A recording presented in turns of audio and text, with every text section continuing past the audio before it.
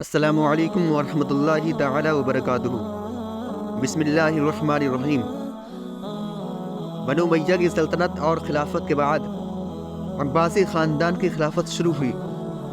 اس خاندان کا دوسرا خلیفہ ابو جعفر منصور نے تھا۔ اس نے 136 ہجری 754 عیسوی سے 158 ہجری اور 775 عیسوی تک حکومت کی۔ ایک دفعہ کسی شخص نے اس کو خبر دی کہ فلاں شخص کے پاس بنو امیہ کے بہت سے خزانے اور قیمتی چیزیں ہیں جو اس کے پاس بنو امیہ کی طرف سے امانت کے طور پر رکھے ہوئے ہیں۔ چونکہ عباسی خاندان بنو امیہ کا دشمن تھا، اس لیے ابو جعفر منصور نے حکم دیا کہ اس شخص کو گرفتار کر کے میرے سامنے پیش کیا جائے۔ جب اسے گرفتار کر کے منصور کے سامنے پیش کیا گیا تو منصور نے اس سے کہا، ہمیں خبر ملی ہے کہ تمہارے پاس بنو امیہ کے لوگوں کے خزانے اور امانتیں ہیں، وہ سب لا کر یہاں حاضر کرو۔ قیدی نے کسی گھبراہٹ یا خوف کے بغیر جواب دیا، اے امیر المؤمنین، کیا آپ بنو امیہ کے وارث ہیں؟ منصور کہتا ہے نہیں۔ قیدی نے کہا، تو کیا بنو امیہ نے آپ کے حق میں وصیت کی ہے کہ ان کا مال آپ کو دیا جائے؟ منصور نے کہا نہیں۔ قیدی، جب نہ آپ ان کے وارث ہیں اور نہ انہوں نے آپ کے حق میں وصیت کی ہے تو آپ کو کیا حق پہنچتا ہے کہ ان کی امانتیں مجھ سے طلب کریں؟ منصور نے کہا، کچھ دیر سر جھکائے سوچنے کے بعد، مجھے یہ حق اس لیے پہنچتا ہے کہ بنو امیہ نے مسلمانوں پر بہت ظلم اٹھائے ہیں اور ان کے مال و اسباب پر زبردستی قبضہ کیا تھا۔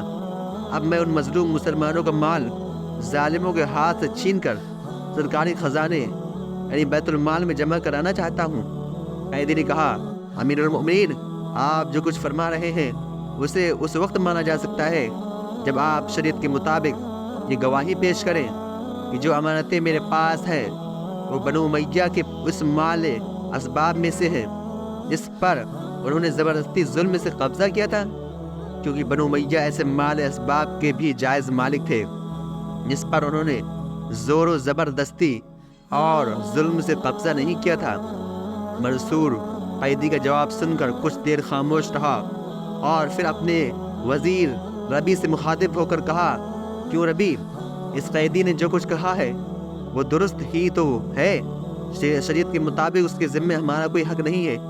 پھر اس نے قیدی سے پوچھا، تمہاری کوئی حاجت ہو تو بیان کرو۔ قیدی کہتا ہے، امیر المؤمنین، میری ایک حاجت تو یہ ہے کہ فوراً ایک قاصد کے ہاتھ میرا خط میرے گھر بھجوا دے تاکہ میرے گھر والوں کی اطمینان ہو جائے کہ میں خیریت سے ہوں۔ اس وقت میری گرفتاری کی وجہ سے وہ سخت پریشان ہوں گے۔ میری دوسری حاجت یہ ہے کہ جس شخص نے آپ کو یہ خبر دی کہ میرے پاس بنو امیہ کی امانتیں پڑی ہیں اسے یہاں میرے سامنے بلا لے۔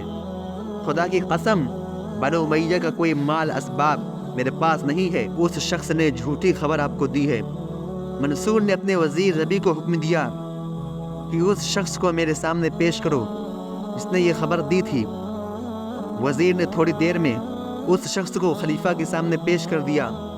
اسے دیکھتے ہی بے گناہ قیدی نے عرض کیا، امیر المؤمنین، یہ شخص میرا ملازم تھا جو میرے 3000 دینار لے کر بھاگ گیا تھا۔ منصور نے بھگوڑے ملازم سے گرج کر کہا، سچ بتاؤ کہ حقیقت کیا ہے؟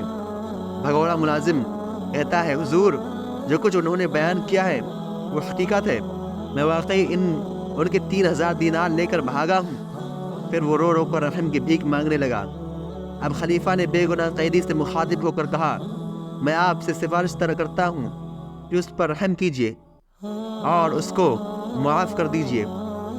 بے گناہ قیدی نے یہ کہا، میں نے اس کا جرم معاف کیا اور جتنا مال لے کر یہ بھاگا وہ بھی معاف کرتا ہوں اور 3000 دینار اپنے پاس سے دیتا ہوں تاکہ وہ حلال کی روزی کما کر کھائے۔